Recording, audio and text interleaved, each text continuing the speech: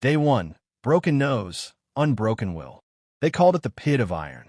Echelon 9, a hostile moon wrapped in black storms and brutal terrain, served as the Galactic Legion's elite training site, a place where only the strongest, most ruthless species sent their best to be broken and rebuilt into something even deadlier. No one expected the human to last.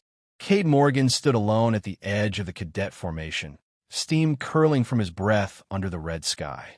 The others stood taller, heavier, armored by scales, fur, or carapace. He wore the same standard-issue fatigues, but everything else about him screamed outsider. A shrill hiss split the air. Instructor Vrelk arrived in a hover stride, each of his 6 clawed limbs twitching with authority. His elongated skull was scarred, and his fanged grin seemed more like a death sentence than a greeting. The Tharn race were known for 2 things: conquering planets and shattering egos. Silence. Vrelk's voice echoed like a whip crack. You are not warriors. You are larvae, and most of you will die as such. Cade stood still, unmoving, eyes forward. The instructor's gaze landed on him. Human, he spat.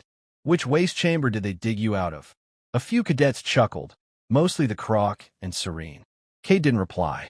Speak when addressed. Cade looked up. Sir. Earth. Volunteered, sir. Vrelk's fanged mouth twitched. You volunteered? Foolish meatbag. You should have stayed home and suckled your gravity-fed pacifiers. Before Cade could react, a clawed arm shot forward, blinding fast, and struck him across the face. Crunch. Pain exploded through his skull. His knees wobbled, blood gushed from his nose. A few cadets turned away, not out of pity, but because they thought they'd just witnessed the shortest enrollment in Legion history. Cade stumbled back, one hand on his face, blinking tears from his eyes. He didn't fall, didn't scream, just straightened. He set his own nose with a sickening crack, then stared straight at Vrelk. Blood still dripping, lips split but no sound. No fear. Vrelk narrowed his eyes. No med station for you. Bleed or leave. Your choice. Cade said nothing, just took his place back in formation, red streaming down his chin. The instructor smirked and turned away. But he noticed something. The other cadets, especially the younger ones, weren't laughing anymore. They were watching the human. Training that day was brutal.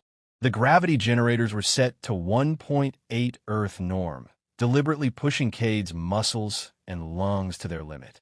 Instructors barked, drones recorded, and cadets dropped from exhaustion. Cade didn't. He ran with a nose packed full of dirt and cloth. He climbed sheer walls with blood caked on his palms. And when his arms gave out during the edge-hanging drill, he screamed through gritted teeth and pulled anyway. Vrelk made sure to assign him double rotations. Still, Cade never complained. Never even flinched when another cadet accidentally knocked him over during sparring. He got up every time, learned their timing, learned their mistakes. By dusk, while the rest lay collapsed and groaning, Cade sat against a rock, wrapping his swollen hand, breathing slow and steady. Another Tharn assistant, Lieutenant Drosk, observed from afar. You broke him, he said to Vrelk, but he didn't break. He will, Vrelk replied coldly, but there was a flicker of something beneath his tone. Uncertainty. Cade heard that conversation, memorized it. He didn't come to earn respect. He came to win it, and he had just started counting. The Crucible, surviving among monsters. The days bled into each other on Echelon 9. Training didn't follow a schedule. The instructors woke the cadets with sonic blasts, chemical alarms, or simulated ambushes. Sleep was a myth. Pain was expected. Death wasn't uncommon. Cade Morrigan, the only human in the cohort, became a curiosity. At first, the others dismissed him. Weak muscles, soft skin, no claws, no regenerative tissues. The Serene swam faster, the Croc hit harder, and the Choroid, a crystalline AI housed in a bipedal exoframe, never even seemed to tire. But Cade kept showing up. He ran faster, fought longer, and bled more than anyone else. And he didn't quit. Not once. Human, barked Vrelk during a zero-atmosphere hand-to-hand trial. You'll lose fingers if you keep clenching like that. Cade rotated his cracked knuckles. Then I'll learn to fight without fingers. That earned him a 2-hour solo gravity drill. By week 2, Cade had adapted. While the Croc Brute used brute force to power through obstacles, Cade found a faster route over the ridge. When the Serene drowned during an underwater suffocation drill, Cade saved her, dragging her by the gills with his one good arm. She never thanked him. No one did, but they noticed. The Crucible, as the cadets called it, wasn't just about strength. It tested awareness, creativity, and the will to act when every instinct said stay down. Cade acted. Vrelk didn't like that. The Instructor made it his mission to break Cade's momentum. When others got one ration cube, Cade got none. When others got reinforced boots, Cade was handed shredded ones with melted treads. Still, Cade trained.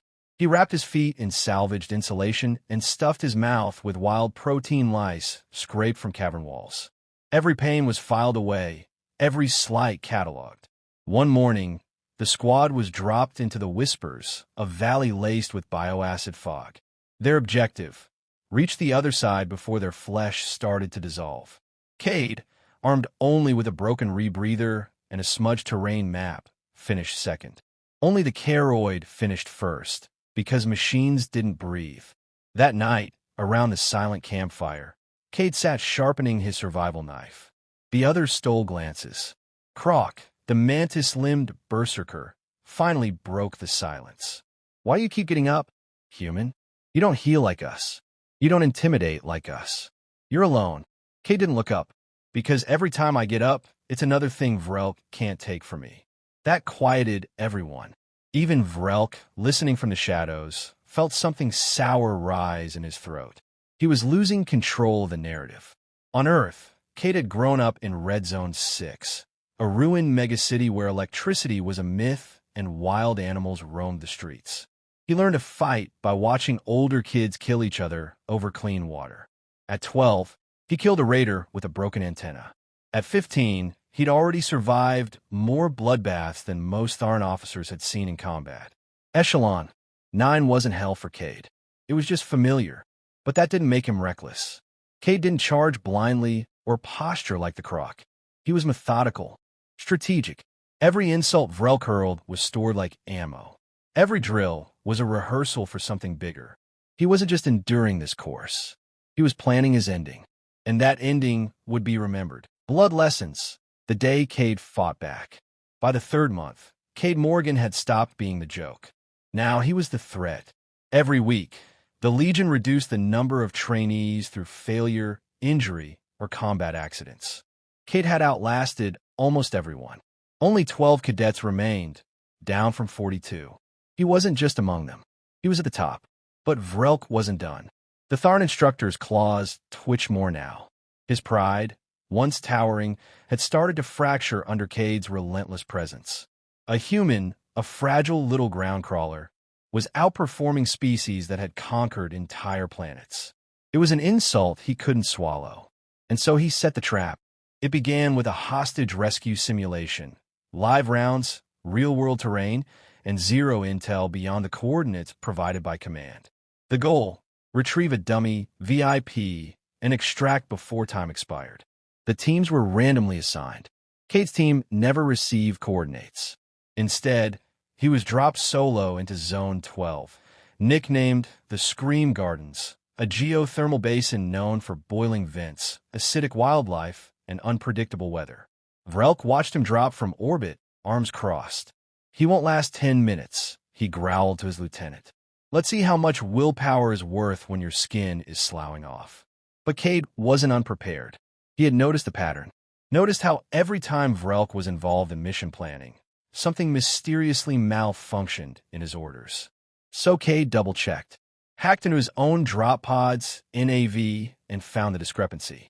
Then he memorized the correct coordinates and let the system lie. He played along.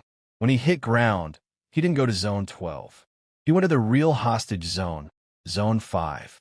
The exercise proceeded as if nothing was wrong. Cade moved like a ghost through enemy territory, outmaneuvering ambushes, disabling drones, and reaching the VIP in half the expected time. He exfiltrated without alerting a single turret. His teammates, including a bulky Croc and a nervous Serene he once saved, were nowhere to be found. still floundering in a dead zone. Cade returned to the rally point, carrying the VIP dummy alone. The other cadets stared. Instructors checked their data. Silence spread, then whispers.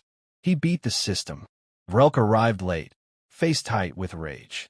Explain how you finished a full combat drill without your team. Cade stood at parade rest. Blood streaked down his face from a minor shrapnel cut. I adapted, sir. You cheated. No, sir. I survived. There was no yelling, no ceremony, just a thin line of silence that divided the instructor from the trainee, and both of them knew it couldn't last much longer. That night, Cade was repairing a torn boot in the supply tent when Vrelk entered alone.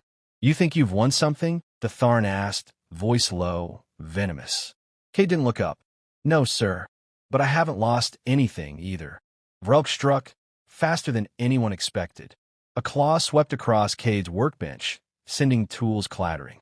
Another hand grabbed Cade's neck and lifted him. But this wasn't day one. Cade drove a knee into Vrelk's rib, slipped free, and tackled the larger alien backward into a weapons locker. They hit the ground hard. Vrelk roared and lashed out with his secondary limbs. But Cade moved like a fighter who had learned from every punishment. He ducked, rolled, and slammed his elbow into Vrelk's throat. It wasn't pretty. It wasn't clean. It was a street fight. Metal cracked. Flesh tore. When it was over, Vrelk lay in a twisted heap on the floor, jaw broken, two limbs dislocated, and one eye swollen shut. Cade knelt beside him, blood dripping from his mouth. I didn't start this, he said coldly, but you made sure I'd finish it. Then he walked away. He didn't report the fight. He didn't need to. The next morning, no one looked Cade in the eye. Not in fear, but in recognition. Something had shifted. He was no longer just a survivor. He was the one to watch. Graduation, carrying the spine. The final trial was called The Purge, a live-fire simulation across 5 kilometers of uncharted, predator-infested jungle. Trainees were split into squads and dropped at random points. Mission: navigate, eliminate enemy drones, survive, and extract. Instructors could join the simulation as either observers or threats. Cade Morrigan was dropped alone. Again, this time it wasn't a glitch. It was a message, and he knew exactly who had arranged it. Vrelk. The Tharn instructor had returned 2 weeks after Cade beat him down in the supply tent. Half his limbs still twitched unnaturally. He wore an exo-support harness now, and one eye had been replaced with a glowing red implant. The Legion claimed he was back only to observe the final trial. But Cade knew better. Vrelk wasn't watching. He was hunting. The jungle was alive with screams, some mechanical, some organic. Death drones prowled the brush. Bio-wolves howled under the black leaf canopy. And above it all, storm clouds churned like molten lead. Cade moved through it like a whisper. His uniform was patched with scavenged armor plating. His knife was sharpened to a monomolecular edge. He hadn't eaten in 2 days, but hunger kept his focus sharp. The terrain pushed him, sinkholes, blood moss, toxic steam vents, but nothing stopped him. He disabled traps, avoided obvious paths, and used predator calls to distract enemy drones. He wasn't just surviving. He was waiting. 3 hours in, the storm thickened. Lightning split the air in green cracks. The jungle grew quieter, unnaturally so. Then he heard it, a mechanical hiss, heavy steps, the distinct sound of armored claws raking across stone. Cade ducked into a hollow beneath a dead root, breath shallow. Vrelk passed above him, scanning. The instructor's exo-harness gleamed. He was armed, illegally, with a plasma staff and retractable talons. So much for observer status. Cade waited, calculated, and struck. He sprang from behind and drove his knife toward the gap in Vrelk's harness, but the instructor was faster. He turned, caught Cade's wrist midair, and flung him like a rag doll into a boulder. Cade hit hard. Ribs cracked. Blood spilled from his mouth. Vrelk advanced, slow and towering. You should have died on day 1. Cade pushed himself to his knees, coughing. You should have trained someone who couldn't outthink you. Vrelk roared and charged. This wasn't a duel. It was a final reckoning. Cade rolled, seized a jagged branch, and jammed it into the exo-harness's actuator joint. Sparks flew. One of Vrelk's legs locked. Cade lunged again, driving his knee into the alien's stomach, but the Tharn caught him in a bear-claw grip and slammed him into the ground. Everything went dark, but only for a second. Cade bit down on his pain, twisted free, and finally got behind the instructor. With a scream fueled by months of punishment, endurance, and rage, he locked his arms around Vrelk's neck and pulled. The Tharn thrashed. Claws slashed deep into Cade's back. But Cade held on. Then crack. The sound was sickening. Cade didn't stop.